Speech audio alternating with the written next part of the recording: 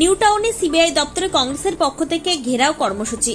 আরজিকর কাণ্ডের সঠিক তদন্ত ও প্রকৃত বিচারের দাবিতে এবং সিবিআই তদন্তের ব্যর্থতার প্রতিবাদে কংগ্রেসের পক্ষ থেকে বিক্ষোভ দেখানো হলো। কংগ্রেসের পক্ষ থেকে নিউ টাউনের সিবিআই দপ্তরের সামনে আসে এবং বিক্ষোভ দেখান সভাপতি পশ্চিমবঙ্গ প্রদেশ কংগ্রেস কমিটির শুভঙ্কর সরকার। বলেন, এতদিন হয়ে গেল, আরজিকর কাণ্ডের সঠিক তদন্ত এখনো পর্যন্ত হয়নি। সিবিআই কি করছে? পাশাপাশি প্রধানমন্ত্রী নরেন্দ্র মোদীর কুশপুতুলে আগুন ধরায়। আমি একটা কথা, তিনি আমাকে বলেছেন যে কলকাতায়, আমি বললাম আমাদের, তিনি জানতেন, আমরা বাড়িতে গিয়ে বলে এসেছিলাম যে আমরা আজ 8 তারিখে তার থাকারও কথা ছিল, কিন্তু তিনি আমাকে বললেন যে দেখুন, কোনো অফিসারই তো নেই এই ইনভেস্টিগেশনে, কার কাছে বলতে যাব। এবং ওই অফিসার যিনি ডিরেক্টর ছিলেন কালকে, তিনি বলেছেন আমি একা। আমি তো বুঝতে পারছি না, এই রকম একটা সিরিয়াস ঘটনায় অমিত শাহ ডিপার্টমেন্ট চুপ। এখানে বিজেপির নেতারা রাস্তায় ঘোরাঘুরি করে চিল্লালেন মমতা বন্দ্যোপাধ্যায় পদত্যাগ করতে হবে। হঠাৎ সবাই বেলুনের হাওয়া বেরিয়ে গেল কেন? কোথায় বিজেপির নেতারা? তারা কেন সিবিআই দপ্তর এসে ঘেরাও করে বলছেন না যে সিবিআই কিছু করতে পারছে না? আজকে মা বাবার দিকে তাকানো যায় না।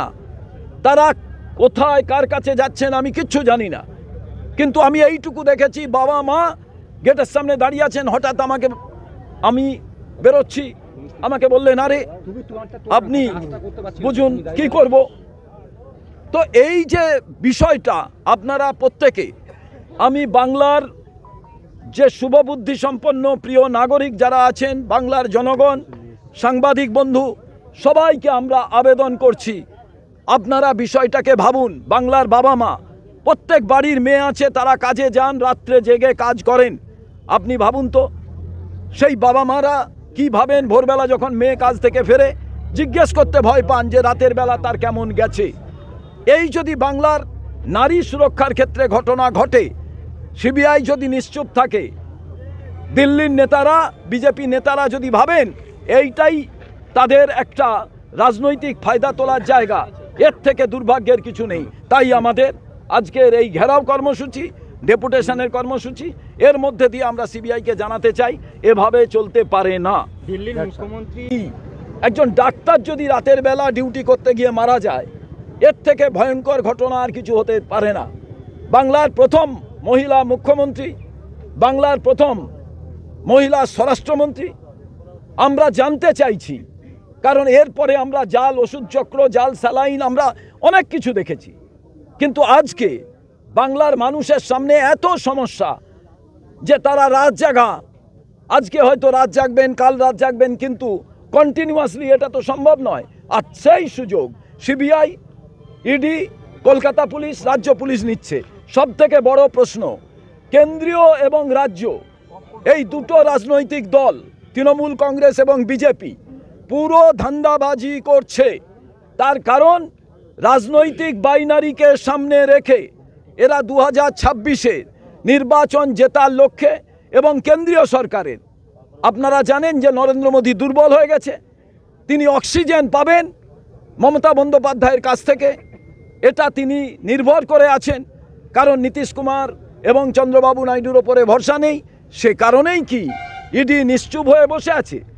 কলকাতা পুলিশের এবং রাজ্য পুলিশের যে গুরুত্বপূর্ণ আইপিএস অফিসাররা আছেন, তারা কোনো অংশে তাদের যে বিচক্ষণতা, তাদের ইন্টেলিজেন্সি, তাদের পারদর্শিতায় আমি কোনো সন্দেহ প্রকাশ করি না, কিন্তু কোথাও না কোথাও একটা তাদের বাধা দেওয়া হচ্ছে। ঠিক একইভাবে সিবিআইয়ের উপরেও বাধা দান করা হচ্ছে, রাজনৈতিক হস্তক্ষেপ হচ্ছে। রাজনৈতিকভাবে এই টোটাল আরজিকরের এই কেসটিকে, এই অভয়ার হত্যা লীলা, অভয়ের ওপরে অত্যাচার, ধর্ষণ, সমস্তটাই একটা রাজনৈতিক চক্রান্তের পরিণতিতে সলিল সমাধি হতে যাচ্ছে।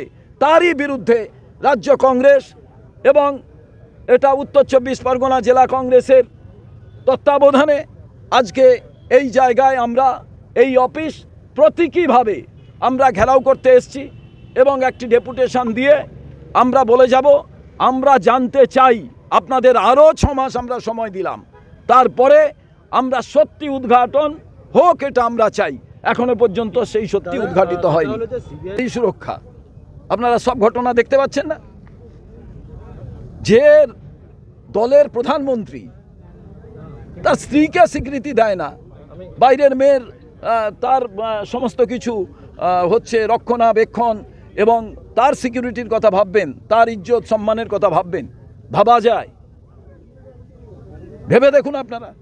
কংগ্রেস দুপা এগোলে আমরা 4 পা এগোবো, আজকে অভিষেক বন্দ্যোপাধ্যায় তিনি তার সাংসদদের এরকম বার্তা দিয়েছেন। তাহলে কি রাজ্যে 2026-এর আগে বিজেপি বিরোধী নতুন সমীকরণ?